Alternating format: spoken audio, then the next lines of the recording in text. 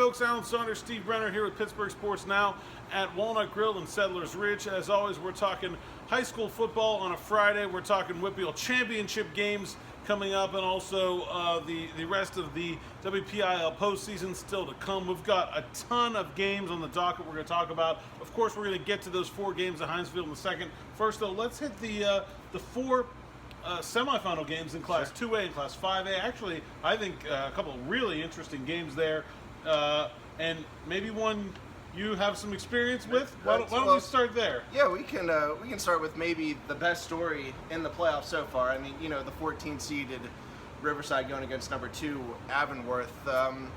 You know, Riverside, there's not a plan that they're doing this to. You know, they were down in their first round matchup. They got up early in their second round matchup. You know, the quarterback is playing well, the running back and the receivers, Nolf, Shiro, Ben Hughes. You know, it just there's no holes in their game right now. At least that's what I'm seeing. Yeah, and I think, you know, it's interesting because we have this sort of split playoff idea where, like, the classifications that are playing at Heinz Field on Saturday have a smaller postseason. Yeah. And I think one of the things you miss out on is you miss out on the ability for some team to come out of nowhere and make some kind of Cinderella run. And I think it's an underrated. I mean, obviously we don't like not having all 6 games at Heinz Field. Right. We don't like how the talent has been diluted through more classifications. But I think that's an underrated part of something that we've lost in that transition too. Is when was the last time we had a team seated that low in a championship game? Yeah. It's very hard for it to happen right now. Cool story. It is, and you know, you think who has more pressure on them going into this game? Is it Avonworth or is it Riverside? You know, I think it has to be Avonworth, right? You know, if the number 2 seed beats the number 15 seed, great, you're supposed to. You know, go take care of business. But the longer this game stays close, the more Riverside hangs into it. All of a sudden, you know, Avonworth might start to see their perfect season kind of slip away a little bit. It's Jax Miller's running the ball well for them. Park Penrod has 26 touchdowns, only 5 interceptions and everything. We have yet to see if that suspension for Thorpe is going to have an impact or not for Avonworth. But, you know, Riverside, these are Big 12 games. These are shootouts. This is last team who has the ball. If like last week, if Riverside can steal a defensive touchdown or maybe score one on special teams, or Avonworth the same way, you know, whichever team can make a few splash plays on the other side of the ball, I think is going to be the difference in this one. You got a pick? Yeah, right here, Riverside. All right, I'm not betting against them now. I'll take Avonworth. I'll take the number 2 seed when I can get them. Right. You know, I'm okay with that. It's good money. The other semifinal in 2A is Washington and Brentwood. Brentwood, a team, pretty good season. I don't think we talked about them much, you know, but consistently towards the upper part of what was a really deep field in 2A of good teams, and as we've seen, maybe even deeper than we thought. With Riverside, is Brentwood another team that maybe we wouldn't have considered a favorite when we sat down the first time we got the brackets, that has a chance to end up in a championship game? I mean, Brentwood is a good team. Their one loss was to Burgettstown in conference. It was a 16-13 game, which makes sense. We like Burgettstown's defense coming into this, and Brentwood is the same thing. The only problem is Brentwood is a team that only averages 24 points a game. You know, Washington is 44, Avonworth and Riverside are both 36 points a game. Like, you know, like I just said, these are Big 12 games, you know, and 24 points isn't going to cut it in these kind of matchups, especially in the semifinals for the WPIAL playoffs.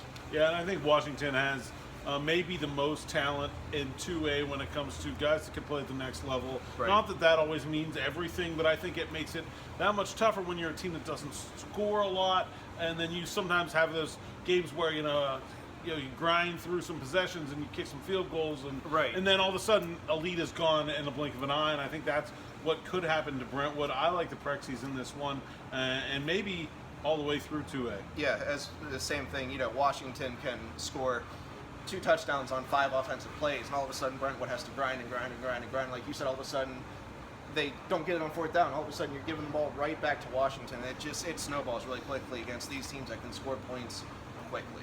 All right, we'll go to 5A, the other classification that has semifinals this weekend. We'll go from your alma mater to mine. Penn Trafford against Peters Township. It's PT against PT. Warriors Indians. And honestly, 2 football teams that are pretty similar too. Yeah, it's I mean, you can cut the stats right down the middle. You can cut the the quarterback play right down the middle, the skill positions, the running backs are very similar, the receivers are very similar. What I like about what Peters Township is doing is earlier in the year, Josh Casilli, the Penn recruit, was catching all kinds of touchdown passes. He'd have 2 a game, he'd have 5 for 100 or whatever the heck. And now all of a sudden that teams are keying on that. They're putting him in different spots. They're putting him in the wildcat. They're letting him, get some carries out of the backfield himself. He's making an impact in the return game as well. So they're moving him around, and the coach's quote is great. All these kids are seniors, so he's not worried about it. He's going to do what he can to win games and put them in a position to do that. So I like what he's doing to get the most out of these players right now. This is a rematch from a year ago. Peters Township wins that one. I think this is a better Penn Trafford team than last year. I think specifically it's a better Penn Trafford defense. Yeah. I think to me that is the big thing that they have that maybe they haven't had under John Moran is the ability to take a player away from another team. We saw it when they beat Gateway earlier in the year. I think to me that gives Penn Trafford an edge in this one. The offenses, though, very similar, and we'll be in line for some fireworks in this one. I think. There could be a lot. The game last year was 38-35. I could see with these defenses it being much lower than that this year. There'll be a lot of explosive plays, but I would not be surprised to see a 24-21 game or something like that. Peters Township's defense is underrated. Penn Trafford's, like you said, is playing really well too. I could see a defensive struggle here.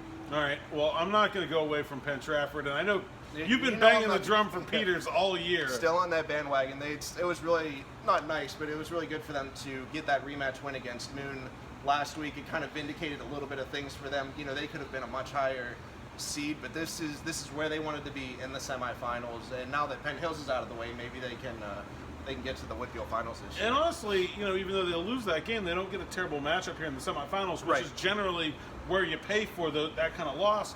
And we'll move over to the other one now. I think Peters matches up worse against both Gateway and McKeesport. And the other side, Gateway obviously been really the best team in this classification, maybe since that early loss to Penn Trafford.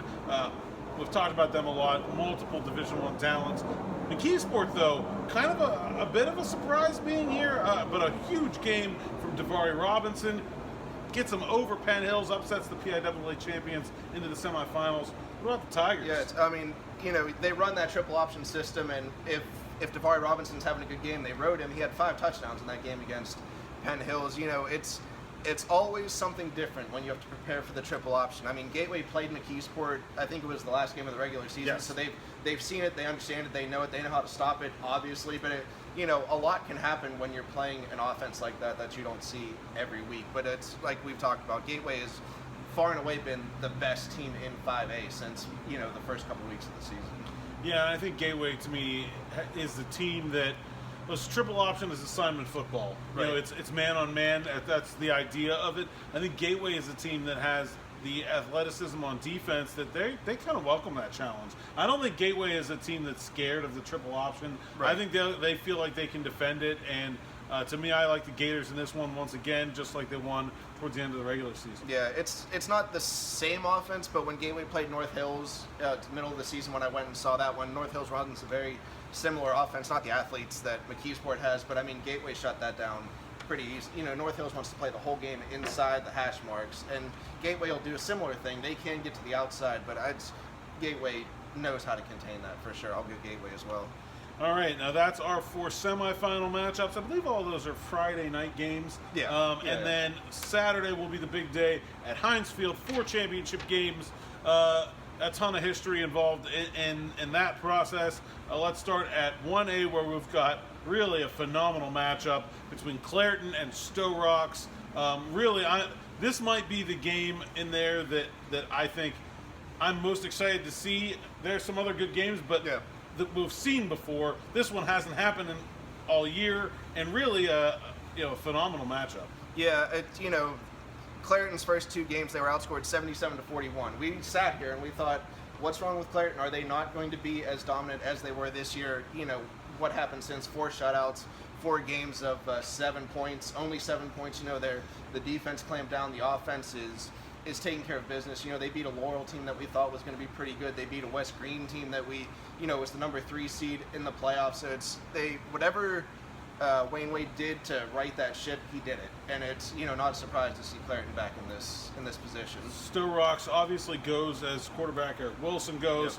Yep. This is a tough Clareton defense, maybe the toughest that he'll have seen. Is that the key matchup to you? I mean, I think that's where this game is won or lost. It can be, you have to pick one or the other, but I mean, in Stowe Rock's 2 games against Jeanette and against West Green in the playoffs, they gave up 6 and 7 points to teams that are averaging well over 40 points a game in both of those teams. So, if Eric Wilson can do just enough, we've seen these teams, Clareton, Aliquippa teams, when they play a South Fayette or something like that, and a lot of receivers, a lot of defensive backs out there, maybe the talent is spread a little too thin and the quarterback can take advantage of that. I don't know what Clareton's depth is like at defensive back, but if there are mismatches out there, Eric Wilson will find it, and if they can score just enough points to maybe, keep them in it, maybe the Stowe Rocks defense can step up and make a few plays. These are 2 teams I really enjoy watching play. I'm really struggling with this pick.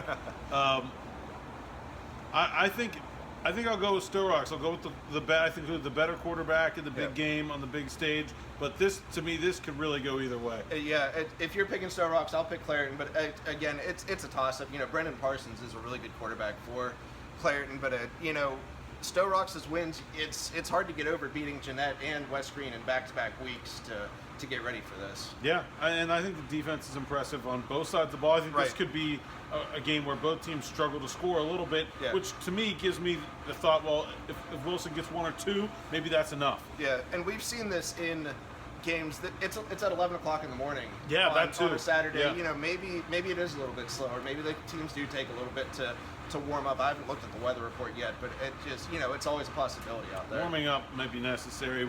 We're here in the wonderful closed-in porch at Walnut Grill and Settlers Ridge. We've got the heat on behind us, so we're comfortable, but look forward to this all year. Going to Heinz Field. It's not warm out there right now. All right, let's go to 3A. Another great matchup, one we've just seen. Central Valley and Aliquippa. I think, we had a pretty good idea Aliquippa was going to be here for most of the year, and I think once we saw Central Valley defeat them towards the end of the regular season, this seemed like a pretty inevitable outcome. Yeah, it's hard to get a feel from that game because of how quickly it got off the rails for Aliquippa. They fumbled the opening possession, touchdown. Central Valley got the ball back, touchdown. It was 21-0 before you could blink. So it's hard to even know what the game plans were for both teams going into this. So I'm kind of looking forward to maybe wiping the slate clean and seeing these guys go at it with a fresh start.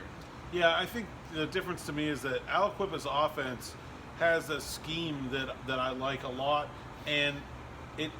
but it doesn't necessarily work that well when it gets into the rare position where they get pass trapped. Right. They're a passing offense, but they're still built on the threat of an explosive running game. Yeah. And I think that they're not a team that is so adept at being a pass-forward offense like some of the other ones we've seen, that they're comfortable in that big hole. And I think, like you said, that really takes the game out of the game plan for them. Maybe the thing is, though, Central Valley does have that big playability to do that to Aliquippa again. Yeah, it's tough to say this is the blueprint to beat Aliquippa, because it's the blueprint to beat every team. Score, a defensive touchdown and leave real quick early. Be winning by 3 touchdowns in the middle of the first quarter. Exactly. Always works well. So, I mean, you hate to say, do this again and you'll beat Aliquippa, because it's really hard to do that to a team. But, when Nate was out covering it, he said Amir Dudley was the best player on the field. And that's what it's going to take for Central Valley to beat a team twice in a year. If Amir Dudley is the best player on the field, Central Valley is going to win this game. So speaking of script, this all played out last year exactly the same way. Aliquippa lost to Central Valley in the regular season. Last year they beat them in the playoffs on their way to a state title. What happens this year? Man, I can't pick against Aliquippa until someone beats them in Heinz Field. Like we said, nothing new. Aliquippa is right where they want to be. They're in position to win another WPIAL Championship. Central Valley has to beat Aliquippa. I don't know if Aliquippa is going to beat themselves again. 5 weeks after or 3 weeks or whenever it was. They're not going to do that again. They're not going to fumble away the first possession. They're not going to fumble away points throughout this game. So I think Aliquippa is better suited for this one. And I think Aliquippa has a lot of experience at this stage. Yeah. And I think that, to me, is the deciding factor. I'll take the Clips as well. a ton of players left over from WPIAL Championship game, an entire organization that has a ton of experience going to this game, playing this game, and winning this game. So I think that's an edge, and a couple teams that are pretty evenly matched. Central Valley's used to be in there in the program's history and everything, but Aliquippa, what was it, like 13 straight years they've been in the WPIAL finals or whatever. There isn't a guy on that team that hasn't played at Heinz Field, right, except for the freshmen. That's a massive advantage in this one.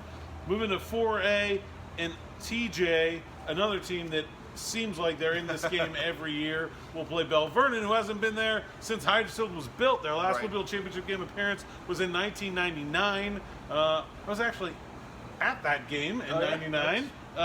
Who'd they play? How'd it go? They lost, but how'd it go? They lost, but I don't remember because it was a long time ago and I'm old, and I wasn't there to watch that one. I was just there. But this is unlike, I think, the other two teams. There's a clear disparity here where I think TJ is a pretty heavy favorite coming into this one. That doesn't mean that you always win, but it's a different kind of matchup. Yeah, we thought this last year for the Thomas Jefferson South Fayette game, and we saw how it turned out. You can pretty much write in Thomas Jefferson to win the 4A at the beginning of the year, but again, South Fayette looked good in that game last year. Bell Vernon looked good beating South Fayette. That offense and everything. Bell Vernon took every punch they could, and then in the third or fourth quarter, when the opportunity presented itself, they scored that defensive touchdown. They got that stop when they needed it. So kind of like what we talked about with Avonworth and Riverside, the longer this game stays close, the more opportunities there are for something to go wrong for the team that is supposed to win. Yeah, I think so too. To me, I think TJ is so good at every. They're just such a disciplined team. They're good at every position. They're great on the line. They have a fantastic defense. Yeah. Shane Stump is a wonderful quarterback. Right. I mean, there's just, if I'm trying to attack TJ, I don't know where the weakness is. It's hard to come up with one. Yeah. We watched them play Central Valley, and again, it might not be the best litmus test for Thomas Jefferson, but I mean, they dominated that game entirely and completely. Yeah, I like TJ to win this one. I'm going to go with TJ as well. I mean, Bell Vernon, great story, good for them. They're a very good team. They really are. But it's just a team like Thomas Jefferson is almost too good to lose in some of these games. I think Bell Vernon can win, but I'll take what I consider TJ and a pretty heavy favorite. Yeah. 6A, another rematch, and an interesting one. Central Catholic, Pine Richland. We knew all year there were three teams at the top of 6A. You and I did an extraordinarily poor job of identifying which of them were going to win on any given week. Right. Maybe we'll reverse that trend here. Central beat Pine Richland earlier this year, the only blemish for the Rams. What do you make of this one? Even though we picked the games wrong, we knew what the catalyst for Central Catholic was going to be all year. Was their offense going to be able to keep up with their defense? We knew the defense was going to surrender less than 10 points a game. Could the offense score more than 10 points a game? There were times when we didn't think they could. They won a game 11-10. They lost. Their loss was a really low-scoring loss as well. But I mean, in the last couple games, over the last 4 games, Central Catholic has 44 points a game. If they do that, they're going to beat Pine Richland because that defense is going to hold Pine Richland under 44 points for sure. Yeah, and I think this is really a fantastic matchup between that Central defense and the Pine Richland offense that's so dynamic. Cole Spencer, the kind of player that is a difference maker in so many ways. Game manager, can throw whatever ball you want him to, can run with the ball. And I think Eric Kasparovich does a fantastic job of maximizing the abilities of his players, especially with his offensive scheme.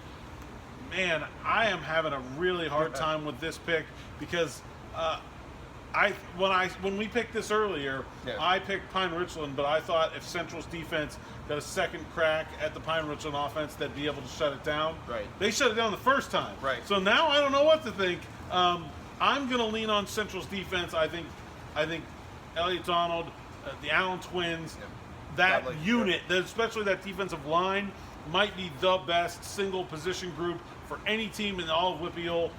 and I think they'll come out on top in a big environment here. Yeah, if you're picking Central, I'll pick Pine Richland just That because close. it's a toss-up. It really is. We've said it, 3 or 4 times already. It's tough to beat a team twice. Yeah. In one season. The key for Pine Richland will be, can both of their receivers have a big game? When I saw them against North Allegheny in the regular season finale, Day and the other kid's name is escaping me, but they both had over 150 yards receiving. If they can do that, if they can have that kind of balance with the passing attack, Kasparovich said they don't run pass to be balanced; they throw it all over the place to be balanced. So if 2 receivers are playing well for this Pine Richland offense, they're gonna come out on top. Yeah, I think the key for the Central defense is they need to contain Spencer and keep him throwing and keep him one-dimensional. Right. Shut down the running game, which they can with their fantastic defensive line, and then just turn him into a statue and a pocket passer. Right. And if he beats you, he beats you. But I think that's the plan for Central, and I think they have the talent to utilize it. And honestly, a bit underrated secondary for Central Catholic. They've got some players back there as well. Yeah, it might not be underrated. It's just more you worry about the front seven up top for Central Catholic. So, when there's 3 Division I exactly. players all on the defensive line, Yeah. maybe 4 Division I players all the way across the defensive line, it's hard to worry about anybody else. It's easy to not mention the secondary, Yeah. but yeah, it's the defense is great because of the whole unit. Certainly. So that's our picks. That's the matchups. You're going to head to where's the Avonworth Village at again? West Allegheny. West Allegheny, and then you'll be at Heinz Field. Nate is going to West Mifflin for Peters and Trafford, and then he'll join you on Saturday. So we'll have all kinds of coverage. What are you looking forward to about the environment at Heinz Field? Just sort of the spectacle of it, the tradition of it. I think it was 2 years ago I was out there and the field was in real sloppy conditions. It was raining either that day or the night before or something like that. It's good. It looks like it's going to be pretty dry. It'll be a good track. We'll see how badly Pitt and North Carolina tear it up. Obviously, recording this Thursday afternoon, so we're not sure yet. But it is at least dry, like you said. That should help. Yeah, and even some of these early round games get moved because they're not on turf surfaces and things like that. It's different to go to Heinz where it is a natural grass surface. I just hope the field is in good enough shape to let these games be decided by the players and not by the Aliquippa Quaker Valley game a few years ago. Oh yeah, that was notorious. Do you like are you still into Heinz Field? With 6 classifications, it's lost something. Is it still the spectacle and the tradition that's worth upholding that it always has been? I think it is. It's not the WPIAL's fault, but the right teams are going to Heinz Field, the Aliquippas and the TJs and the 6A game and everything like that. It'd be great if 2A could play there with some of those teams and traditions in 5A as well, but it makes it better when you're going to Heinz Field to see Aliquippa play, when you're going to see Thomas Jefferson and Pine Richland. So it would feel much different if it was the 6A game was at like Geneva College or something like that. You want the best programs to be at Heinz Field. Again, it feels weird saying that. I'm not ripping on 5 or 2A or anything like that, but it feels good going to see those teams at Heinz. And it felt weird last year to have Penn Hills win a state title or go to the state playoffs without going to Heinz Field. Right. So I think there's 2 sides of the coin there. But, for sure. Yeah. And then obviously this year the 2A 5A championship games will be at Norwin High School. Great facility. It is, but it's not the same. And I feel for those kids that you get to go to a championship game and I'm sure have dreamed of playing at Heinz Field their entire the locker life rooms and coming through the tunnels and things like that. And then everybody's been a visitor at Norwin, or at least everyone in 6A has just a different feel. But again, it comes down to you go and you look in the stands and there's no one there. Yeah, I mean that's true. Would you rather go to a Norwin and have it be filled to the brim, or would you rather go and play at Heinz with, scattering throughout, not even the lower bowl? It's a difference of opinion. Yeah, I agree. Of course, all of the championship games will be televised again. KDKA and their affiliate, the CW, picking up those. So if you can't make it to Heinz Field, you can follow along. And you can also follow along through us, Pittsburgh Sports Now. We'll have full coverage on the site. Steve's probably going to write 9 stories between now and Monday. Yeah. And Nate as well. Follow along Steve at Steve Brenner 9 on Twitter. Nate at Nate Bell. some underscores in there. You can find them both at PGH Sports Now, and we'll have all the championship game coverage this weekend and next weekend. And I'll get out there. Yeah, I'm going to New Orleans, we'll try and do this one more time. One more of these, at least? For the 2A All and 5A, we'll dive deep into those. Well, sounds good. So for Steve Brenner, I'm Alan Saunders. Thanks for watching, and please check out our friends here at Walnut Grill. If you're on your way to West Allegheny tonight, or you're on your way from West Allegheny to Heinz Field tomorrow, swing on by. The patio's still open. The bar is right beside us. Lots of great food and drinks. Please check them out. Settlers Ridge Walnut Grill. Steve Brenner, Alan Saunders. Thanks for watching as always. Thanks for watching all season. We're looking forward to a championship Saturday at Pittsburgh Sports Now.